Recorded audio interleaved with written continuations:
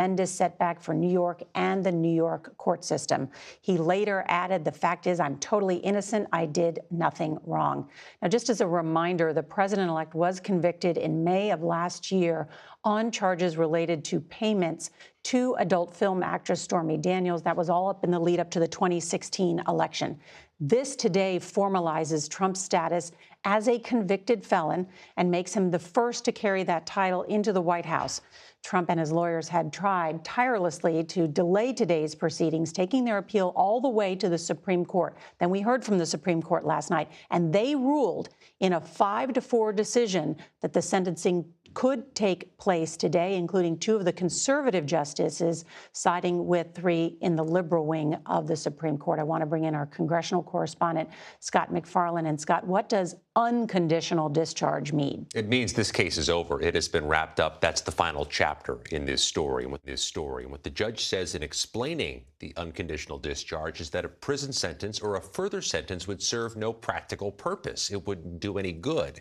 That's the type of thing, Nora, we'd see when there's a major health concern for a defendant or a geriatric defendant, somebody who couldn't be reasonably put in prison or put on probation and serve any ends. I want to bring in our chief election campaign correspondent, Robert Costa. Trump appearing virtually from Mar-a-Lago and once again strongly defending himself. He did strongly defend himself, Nora, but we see from the president-elect defiance at this moment and disregard for the criminal conviction. He will continue to appeal it. He's unhappy with the Supreme Court, but there is a sense, based on my reporting inside Trump's inner circle, that this conviction and this unconditional sentencing will not be a burden on his presidency once he takes office later this month.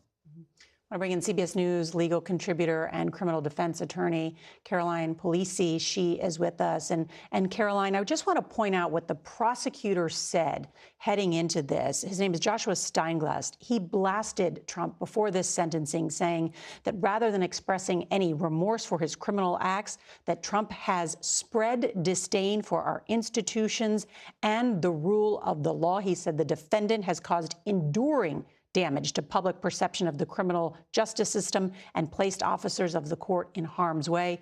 The president's attorney responding, "I very, very much disagree." So, Caroline, I do want to ask you, what does this mean, though, in terms of the legal precedent, if any, that it sets?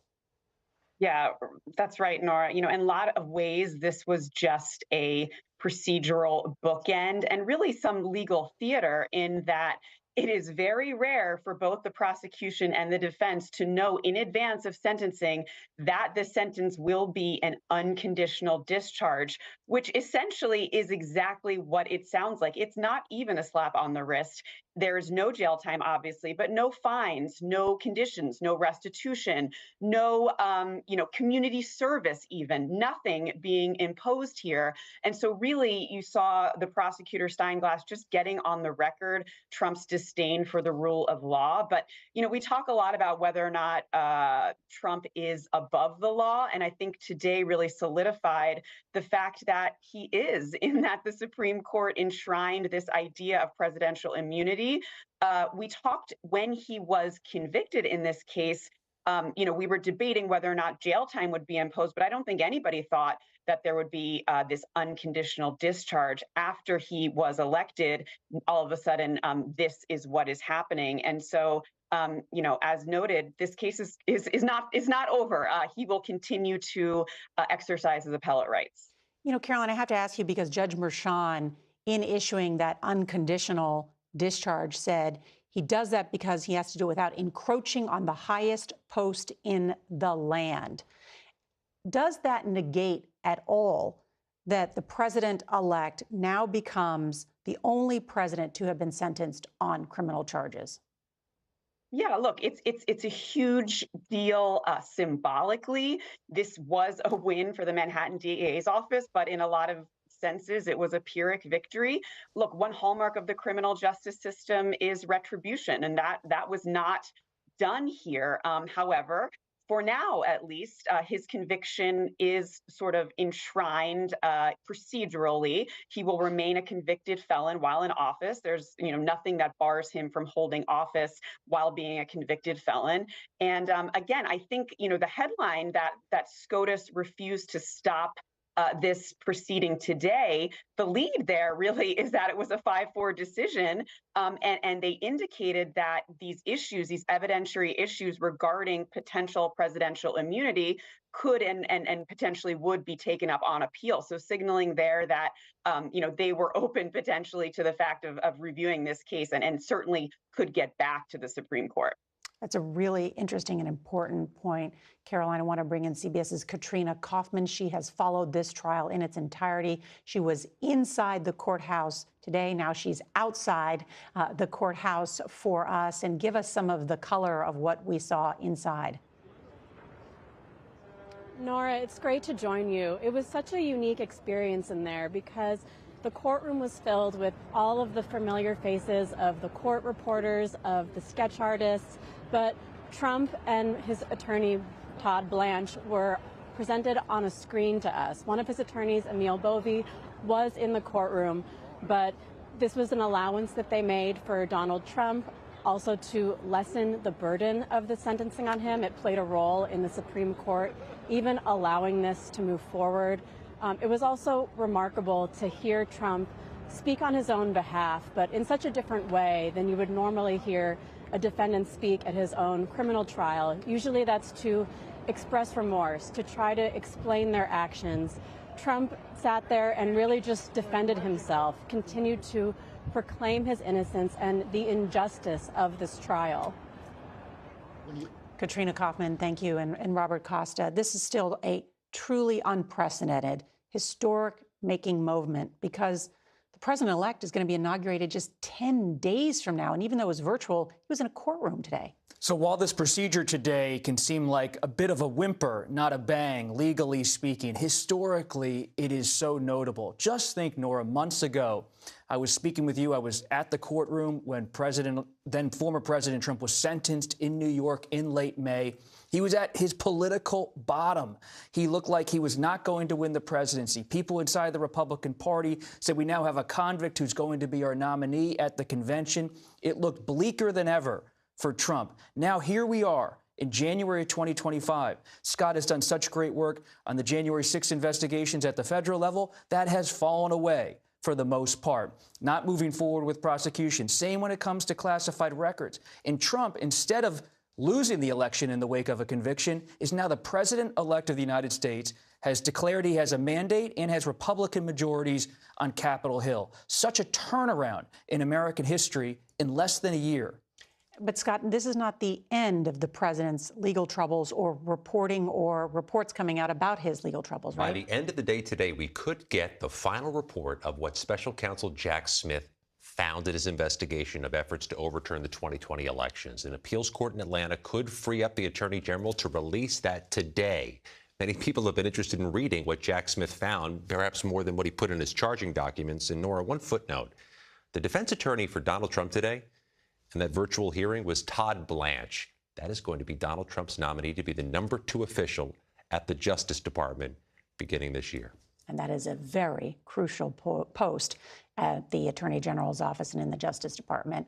Thank you, Robert Costa, Scott McFarlane, also to Caroline Polisi and Katrina Kaufman. Our coverage will continue on CBS News 24/7, your local news, and then tonight on the CBS Evening News. This has been a CBS News Special Report. I'm Nora O'Donnell.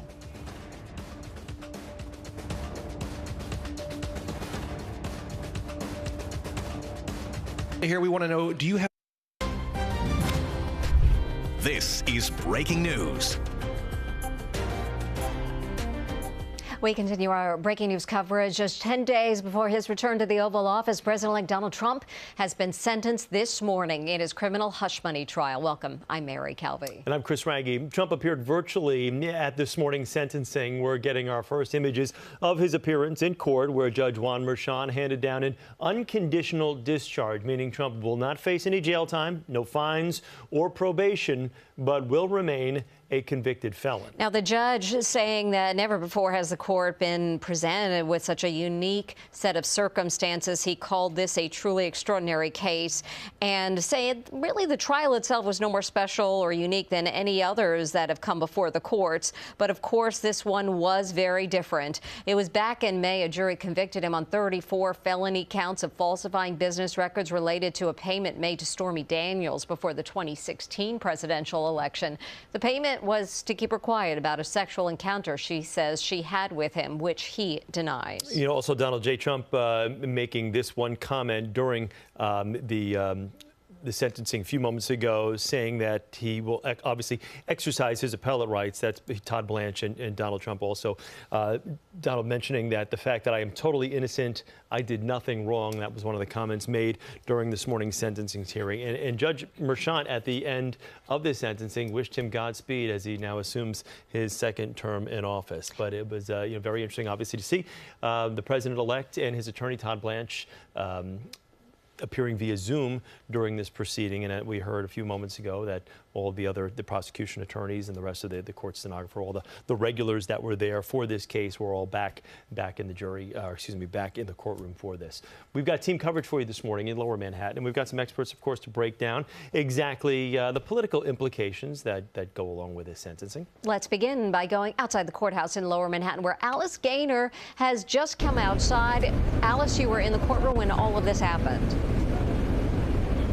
That's right. It was a pretty brief proceeding. We weren't sure how long this was going to go because President-elect Trump was allowed to speak at his sentencing, but he did seem to keep his remarks within a certain amount of time. He, of course, was virtual. We saw him on the monitor sitting side by side with his defense attorney, Todd Blanche. They had American flags behind them. Before the proceeding began, I had a view of the monitor from my seat, and I could see them laughing, joking around, appearing to be jovial, so it didn't appear to be a super stressful situation at the moment. Once the video screen was broadcast throughout the gallery, we had a full courtroom of journalists. We also had an overflow room. On that monitor, you could see the feed of the president-elect, his attorney. You could see the defense table. You could see prosecution table, and you could also see the judge, and that is what the president-elect and his attorney were also seeing on that monitor feed. So the judge began, Judge Juan Merchan. He was the trial judge. He said, "Let's impose sentence, please." First, prosecutors spoke. They said that they also recommended a sentence of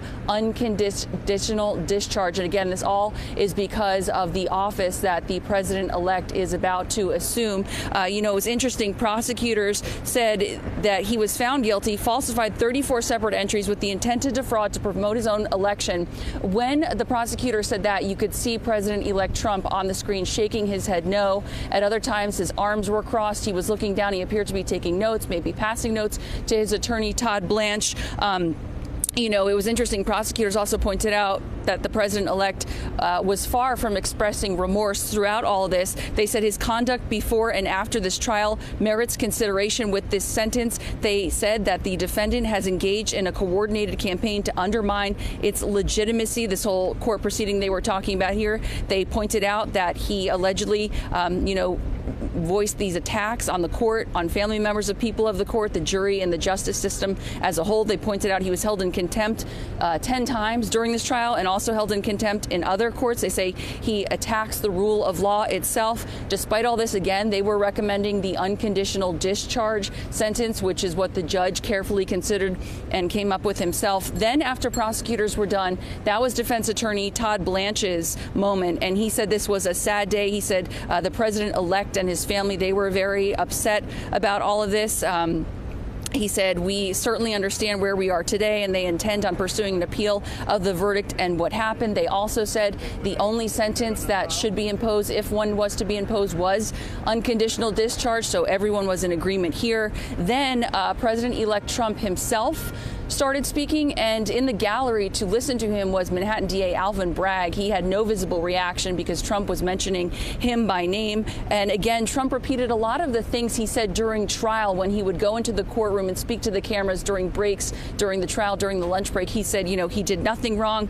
He again said this was a legal expense in the books where everyone could see them. He says they were put down by accountants. He's expressed surprise, again, saying he doesn't know why he was indicted because it was a legal expense that he reimbursed burst to his personal attorney at the time. He was reading a lot of things from a paper in front of him. He again repeated his claims that it was a political witch hunt to damage his reputation. He was talking about the votes he got. While he was speaking, Judge Juan Merchan was carefully staring at the monitor, no visible expression from him as well.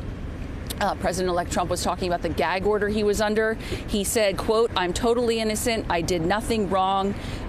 He said he was treated very unfairly, called this an embarrassment to New York. Then it was the judge's chance. So right before he imposed this sentence officially, he explained he wanted to make sure that the defendant, President-elect Trump, understood why this sentence was being imposed. The judge said never before has this court been presented with such a unique and remarkable set of circumstances. Quote, he called it a truly extraordinary case.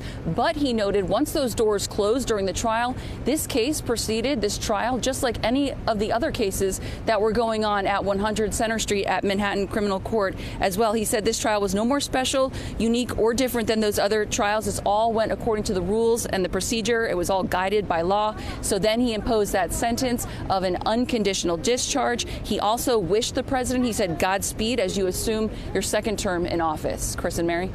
All right, Alice, thank you very much. We appreciate that. Joining in the conversation now is CBS News New York political reporter Marcia Kramer and professor at Hofstra Law James Sample. Welcome to the both of you. Marcia, we will start with you. This was a state, not a federal case, as we've talked about. Mr. Trump, though, argued, though, he was entitled to full immunity from the sentencing, that he's president-elect. This is surely a legal first, but explain some of the reasons why the court disagreed. Well, the court disagreed because this was a state case and not a federal case. And he felt that this was something that should be handled on the state level. But I think what the important question you have to ask is what happens now?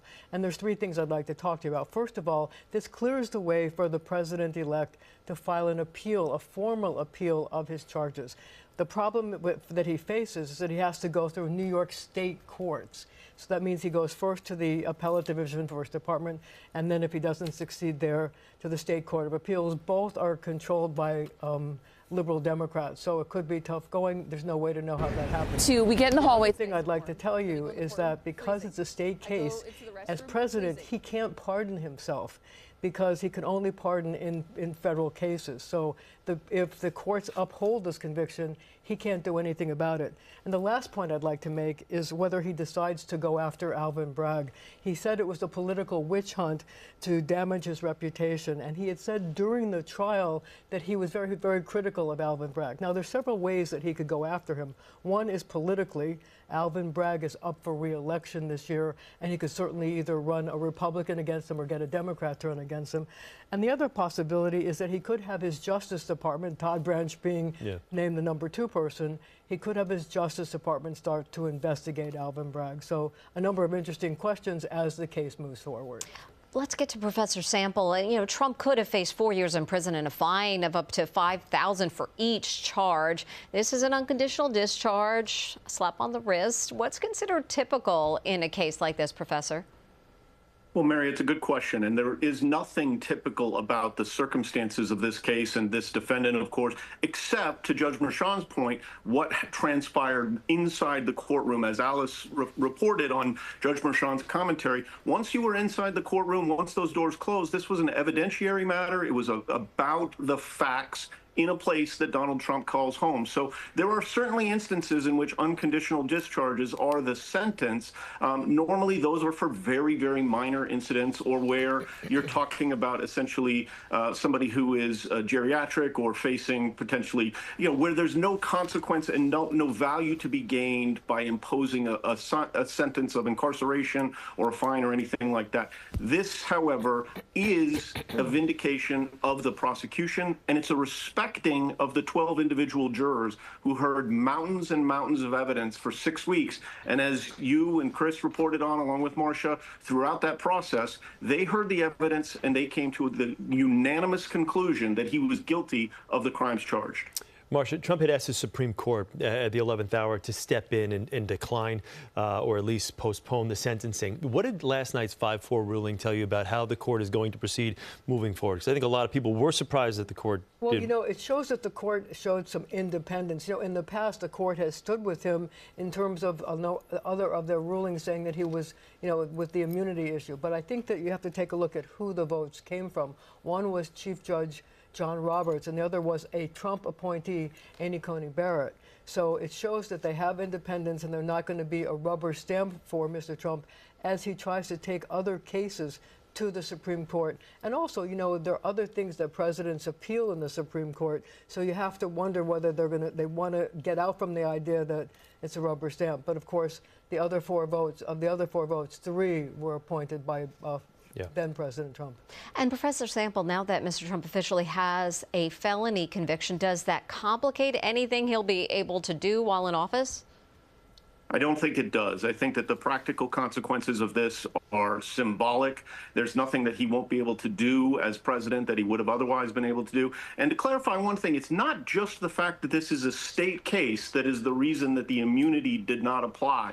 It's also that there were no official acts involved, no official presidential acts involved. There's nothing officially presidential about falsifying business records to hide and to prevent disclosure of an affair with an adult film star. So the immunity ruling from July didn't apply, not only because this is a state case, but because there's nothing about that is official in nature about concealing that affair.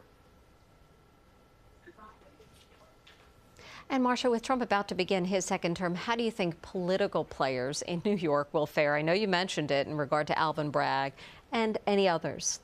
Well, I think that the message of the election of President Trump's being elected was that people in New York care about a lot of the things he talked about, border security and the economy. And so I think that what you're going to see politically in New York is a lot of people who are running for office who might have been more progressive and more to the left will try to run more to the center to deal with the issues that Trump brought up that appeal to people in New York. And I think it will affect all kinds of elections, including the mayoral election, which is coming up. And you have to ask yourself this question. So Trump, during his speech today, called it a political witch hunt to damage his reputation.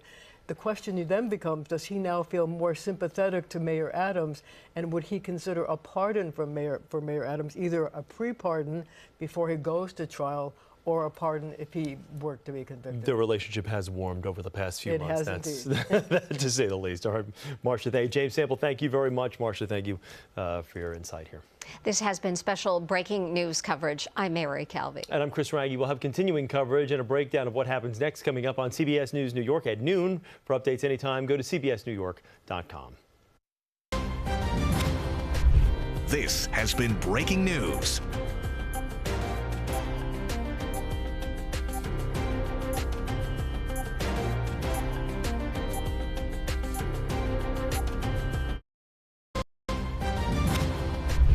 This is breaking news. We continue our breaking news coverage just 10 days before his return to the